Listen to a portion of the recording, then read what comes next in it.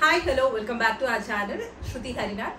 ఈరోజు ఎపిసోడ్ బాగుంది, కానీ నిన్న టాస్క్ నుంచే కంటిన్యూషన్ స్టార్ట్ అయింది. దాని తర్వాత ఇక్కడ నాకు ఇవాళ ఏమనిపిస్తుంది అంటే, ఇవాళ ఏదైతే కిచెన్లో లిమిట్, టైం లిమిట్ అని అన్నీ చూస్తుంటే నిజంగా గొడవలు పెట్టాలి అని చెప్పి చాలా అంటే చాలా ట్రై చేస్తున్నాడు బిగ్ బాస్.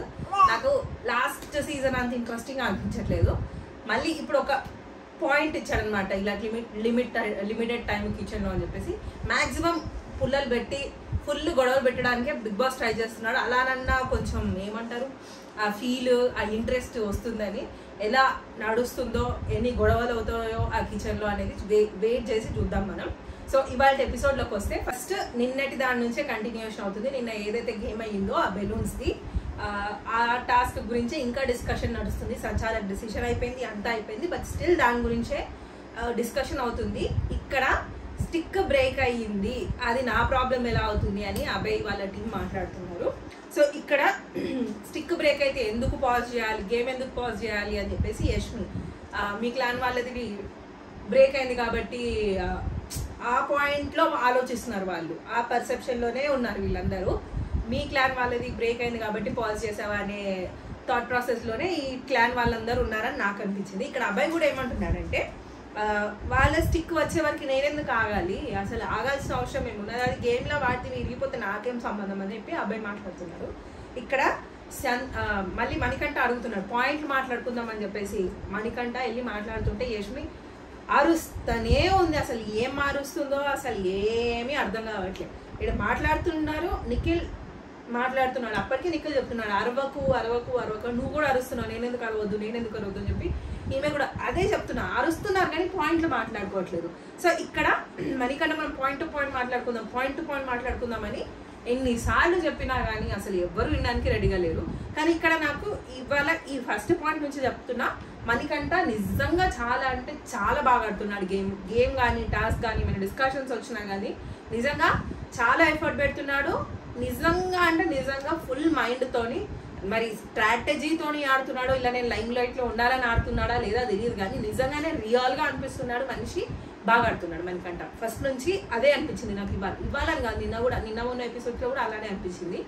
సో ఇక్కడ అబ్బాయి ఏమంటున్నాడంటే, ఎవరితో, మణికంఠతో ఆ పాయింట్ గురించి మాట్లాడుతున్నప్పుడు సంచాలక్ నన్ను పాజ్ చేసి లోపలికి రమ్మని చెప్పి అడగాలి, పాజ్ చేసి లోపలికి రమ్మనాలి, అప్పటిదాకా నేను ఎందుకు వద్దా అని చెప్పేసి అబ్బాయి అంటున్నాడు. అక్కడ నాకు అర్థం కాలేదు అబ్బాయి పాయింట్. రూల్ బ్రేక్ చేసినప్పుడు గేమ్ ఎందుకు పాజ్ చేయాలి సంచాలక్, అవసరం లేదు. అక్కడ రూల్ బ్రేక్ చేసింది అబ్బాయి బయటికి వెళ్ళి, అప్పుడు దానికోసం నువ్వు రూల్ బ్రేక్ చేసినవని పాజ్ చేసి లోపలికి వచ్చిన తర్వాత గేమ్ స్టార్ట్ చేయాల్సిన అవసరం అయితే లేదు. ఇక్కడ నేను రాంగ్ అయ్యి కూడా ఉండొచ్చు, ఒకవేళ మీకు వేరే పాయింట్ ఏమన్నా అనిపిస్తే, నాకైతే ఈ గేమ్లో అబ్బాయిది తప్పనే అనిపించింది. సో బయటికి వెళ్ళి ఎన్నిసార్లు లోపలికి రమ్మన్నా రాలేదు. తనేమంటున్నాడంటే, నేను బయటికి వెళ్ళిన వెనకాల 2 బెలూన్స్ ఉన్నాయి, అవి ప్రొటెక్ట్ చేసుకోవడానికి నేను బాక్స్ నుంచి బయటికి వెళ్ళి లోపలికి వచ్చి పగలగొడుతున్నా, బయటకు వచ్చి నేను సేవ్ చేసుకుంటున్నా అంటే అది తప్పు. బయటకు వచ్చి సేవ్ చేసుకోవడం అనేది గేమ్ నుంచి బయటకు వచ్చినట్టే అక్కడ. సో నాకు ఆ లాజిక్ అయితే కరెక్ట్ కాదనిపించింది, కానీ సోనియా డిసిషన్ ఖచ్చితంగా కరెక్టే ఈ విషయంలో అయితే. సో మనీతో అదే చెప్తున్నాడు. అది అయిపోయింది. దాని తర్వాత సో సీత ఏమంటుందంటే, లోపల బెడ్రూమ్లో వీళ్ళందరూ వాళ్ళ క్లాన్తో మనవి లక్కీగా మన బెలూన్స్ అన్ని ఒక సైడ్ వెళ్ళిపోయాయి, ఆరెంజ్ బెలూన్స్ అన్ని ఇటు సైడ్ ఉన్నాయి. సో దానివల్ల నువ్వు కౌంట్ చేసావా అంటే, నువ్వు ఆ బెలూన్స్ లోపలికి పంపలేకపోవడం అనేది జరిగి ఉండొచ్చు, కానీ అది నువ్వు ఇంటెన్షన్తో చేసిందైతే కాదని చెప్పి సీత అంటుంది. సో నెక్స్ట్ వీళ్ళ క్లాన్, అభయ్ వాళ్ళ క్లాన్ వాళ్ళు డిసైడ్ చేసుకుంటున్నారు, మనం హౌస్ వర్క్స్ అయితే ఏం చేయలేదు, మనం కుక్ చేసుకున్నది క్లీన్ చేసుకుందాం, అంతవరకే. హౌస్ విషయాలు అయితే మనం ఏం పట్టించుకోవాల్సిన అవసరం లేదు, అట్లీస్ట్ నాకు ఒక క్లారిటీ వచ్చే వరకు నిన్న డిసిషన్ మీద అని చెప్పేసి అభయ్ అంటున్నాడు. దాని తర్వాత ప్రేరణ, మణికంఠ వాళ్ళిద్దరూ దోశలు వేసుకుంటున్నారు. విష్ణుప్రియ వెళ్ళి నాకు కూడా ఒక దోశ వేయమని చెప్పి వెళ్ళి అడిగిన తర్వాత ఇక్కడ ప్రేరణ, విష్ణుప్రియ వీళ్ళ ఇద్దరి మధ్యలో ఉన్న కాన్వర్సేషన్ మణికంఠ వల్ల ఎక్కువయింది అని చెప్పేసి ప్రేరణ మణికంఠతో అంది. సో దాని గురించి మాట్లాడుకునే ముందు అసలు ఎగ్జాక్ట్గా ఏమైందంటే, అక్కడ దోశ వేస్తుంది, మణికంఠ ఉన్నాడు, విష్ణుప్రియ వెళ్ళి దోశ అడిగింది, మణికంఠ క్లియర్గా చెప్పాడు, అప్పటికి ప్రేరణ చెప్పిందండి మన చీఫ్ అలా చేయొద్దన్నాడు, మనం వేసుకున్న తర్వాత తను వేసుకుంటుందిలే అని చెప్పేసి ప్రేరణ మణికంఠతో చెప్పింది. మణికంఠ ఏమన్నాడంటే తనకి వేసుకోవడానికి రాదంటే ఒకటి వేసి ఇచ్చేసేలే పర్లేదు అని చెప్పేసి, ఆకలే కదా విష్ణుప్రియ అంటుంది, ఇది ఆకలి కదా, ఆకలికి సంబంధించి ఎందుకు ప్రేరణ అలా చేస్తున్నావు, నన్ను నిన్న గుడ్ల గురించి కూడా ఇలానే నామినేట్ చేశాను నువ్వు మర్చిపోయావా అని చెప్పేసి విష్ణుప్రియ అప్పటికే చెప్తుంది. కానీ ఇక్కడ ప్రేరణది 100% తప్పు అనొద్దు, ఎందుకంటే చీఫ్ చెప్పింది వినాలి అనే ఉద్దేశంలో ఉండి ఉన్నా అట్లీస్ట్ ఇస్తున్నావు వేసావు, తను నిజంగా మొహం ఇలా చిరాగ్గా పెట్టి ఏం వేయలేదు, జస్ట్ ఇలా వేసేసింది, మొహంలో చేంజ్ ఏం లేదు, ఇలా వేసేసింది. అన్విల్లింగ్ అనేది నిజంగానే అన్విల్లింగ్గానే వేసింది, కానీ తను నిజంగా విష్ణుప్రియ చూపించిన అంత ఎక్స్ప్రెషన్లు అయితే పెట్టలేదు. సో అదొకటైతే మనం అర్థం చేసుకోవాలి. ఇక్కడ విష్ణుప్రియ కూడా కొంచెం ఎక్కువగానే మ్యానిపులేట్ చేసినట్టే అనిపించింది ఈ విషయంలో. అంటే సీన్ క్రియేట్ చేయడానికి చూసిందేమో అనిపించింది, తను వెళ్ళి ఏడ్చింది, నిజంగా హర్ట్ అయిందేమో ఏడ్చిందేమో అంత అయ్యింది, కానీ మరి అంత సీన్ చేయాల్సిన అవసరం లేదు. అందరూ ఏంటి క్లాన్ మెంబర్స్ అందరూ వచ్చి ఓదార్చి అంతా చేయాల్సిన అవసరం లేదు. చిన్న మ్యాటరే అనిపించింది, పెద్దగా చేశారేమో అని ఫీలింగ్లో నేను ఉన్నాను. మనకంటే అంటున్నాడు సెన్సిటివ్ మ్యాటర్, ఇది సెన్సిటివ్ మ్యాటర్ అని చెప్పేసి అన్నాడు, కానీ అంత సెన్సిటివ్ మ్యాటర్ కూడా కాదు. వేసింది తనకి ఇష్టం లేదేమో సరే అనుకుని ఊరుకుంటే అయిపోయేది కదా, ఊరుకోకుండా మళ్ళీ అనవసరంగా దీన్ని బాగా ట్రాక్ చేసిందేమో. ఎక్కడ ట్రాక్ అంటే విష్ణుప్రియ నేను తప్పనట్లేదు, ఆ ఎక్స్ప్రెషన్ కరెక్ట్ కాదు. తను చూసినప్పుడు చూసినట్టు చేస్తే జస్ట్ ఇలా వేసేసింది అని చెప్పకుండా ఇలా వేసింది అని చెప్తే ఓవర్గా అంటే ఒక పాయింట్ ఎక్కువ చెప్పినట్టు, మసాలా యాడ్ చేసి చెప్పినట్టు అనిపించింది. సో ఇక్కడ విష్ణుప్రియ ఏడ్చిన తర్వాత వాళ్ళ క్లాన్ మెంబర్స్ అందరూ వచ్చి ఏమైంది అని చెప్పేసి అడిగిన తర్వాత తను వేసిన ఇంటెన్షన్ నాకు నచ్చలేదు, అసలు ఫుడ్ కోసం ఎందుకు ఇలా చేస్తున్నారు అని చెప్పేసి డిస్కషన్ వచ్చిన తర్వాత మణికంఠ వెళ్ళి ఎక్స్ప్లెయిన్ చేశాడు. మళ్ళీ వెళ్ళి ప్రేరణతోని వాళ్ళందరూ కూడా వెళ్ళి మాట్లాడుతున్నారు, మా చీఫ్ ఇలా అన్నాడని ప్రేరణ ఎక్స్ప్లెయిన్ చేసింది. ఎవరు వినడానికి కూడా రెడీగా ఉన్నట్టు అనిపించలేదు. ఫుడ్ గురించే కదా అని నిఖిల్ కూడా అంటున్నాడు. విష్ణుప్రియ డైరెక్టర్ ప్రేరణ పెట్టే బుద్ధే లేదు అసలు అది అని చెప్పేసి విష్ణుప్రియ ప్రేరణ అంది. సో ప్రేరణ ఇక్కడ ఐ డెంట్ మీన్ దాట్ అని చెప్పేసి తను చెప్పి విష్ణుప్రియ హౌస్ హార్మోనీని డిస్టర్బ్ చేశాను సారీ అని చెప్పి తను వెళ్ళిపోయిన తర్వాత ప్రేరణ కూడా ఐ డిడ్ మీన్ ఇట్, నేను ఇంటెన్షనల్గా చేయలేదని చెప్పి మళ్ళీ ఒక దోశ వేసింది. సోనియా వెళ్ళి ఇవ్వమని చెప్పింది, విల్లింగ్గా ఇప్పుడు అని చెప్పేసి వెళ్ళి ఇవ్వమంది. సో వెళ్ళి ఇచ్చింది, తిని పెట్టడానికి try from bottom of the heart చెప్పి ఐ డెంట్ మీన్ ఇట్ అని చెప్పి తను పెట్టింది, ఇట్స్ ఓకే అని తనంది. సో ఇక్కడితో వదిలేసినా అయిపోయేది. మళ్ళీ ప్రేరణ వెళ్ళి నేను అక్కడ అదే అనుకున్నా, గుడ్ సారీ చెప్పింది, సారీ యాక్సెప్ట్ చేసింది, తను సారీ చెప్పింది, అయిపోయింది, సెట్ అనుకున్నాను. మళ్ళీ దాన్ని ట్రాక్ చేసినట్టు మళ్ళీ మణికంఠ దగ్గరికి వెళ్ళి అసలు ఇది చాలా చిన్న విషయం, నువ్వు లేకపోయి ఉంటే ఇది చాలా చిన్న విషయం, నీ వల్లే పెద్దగా అయింది గొడవ అని చెప్పేసి ప్రేరణ మణికంఠతో అంది. ఇక్కడ నువ్వు బ్లేమ్ చేసి వెళ్ళిపోతున్నావు, నువ్వు రబ్ చేసి వెళ్ళిపోతున్నావు, ఇది తప్పు ప్రేరణ అని చెప్పేసి తను ఫుల్గా ఫైర్ అయిపోయాడు మణికంఠ ప్రేరణ మీదకి. ఇక్కడ మణికంఠది అస్సలు తప్పు లేదు, నిజంగానే నాకు అనిపించినంత వరకు తను మధ్యలో ఉండి ఇవ్వమని చెప్పాడు అంతే, ఇవ్వమనే అన్నాడు తప్ప దానికి మించి ఇంకా తను ఏమనలేదు. పెద్దగా చేసింది అయితే ఏమీ లేదు. ఇక్కడ విష్ణుప్రియ ఏడవడం వల్ల వెళ్ళి తను అక్కడ కూర్చొని వాళ్ళందరూ వచ్చి చేయడం వల్ల అది అందరికీ కనిపించేలాగా అయ్యింది తప్ప మణికంఠ అసలు ఇక్కడ చేసింది ఏమీ లేదనిపించింది నాకైతే. సో ఇక్కడ ప్రేరణ కూడా నువ్వు పెద్ద మహాన్ లాగా అయిపోతావు అది అని చెప్పేసి ప్రేరణ అంది. ఆ మాట కూడా విష్ణుప్రియ విని ఇంకా హార్ట్కి తీసుకున్నట్టు అనిపించింది. సో ఇక్కడ మీకు ఎవరిది తప్పు అనిపించింది, ప్రేరణదా విష్ణుప్రియదా మణికంఠ, ముగ్గుట్లో ఎవరిది తప్ప కింద కమెంట్ చేయండి, మీకు ఎవరిది తప్పు అనిపిస్తుంది. సో అది అయిపోయింది. దాని తర్వాత ఇక్కడ ప్రేరణ మణికంఠ మాట్లాడుకుంటున్నప్పుడు మణికంఠ అని ప్రేరణ షటప్ వర్స్ ఫెలో, ఇవన్నీ వర్డ్స్ నువ్వు షటప్ అంటే నేను కూడా షటప్ అంటాను, మణికంఠ నువ్వు షటప్ అంటే నేను కూడా షటప్ అంటాను అని చెప్పేసి మణికంఠ కూడా అన్నాడు. ఇదే ఇంతకు ముందు మాట్లాడాల్సింది, హౌస్ అందరి ముందు మాట్లాడితే అయిపోతుండే కదా, ఇప్పుడు తెలుస్తుంది నీ అసలు ఇంటెన్షన్ ఏంటి అనేది అని చెప్పేసి అంటున్నాడు. అది అయిపోయింది.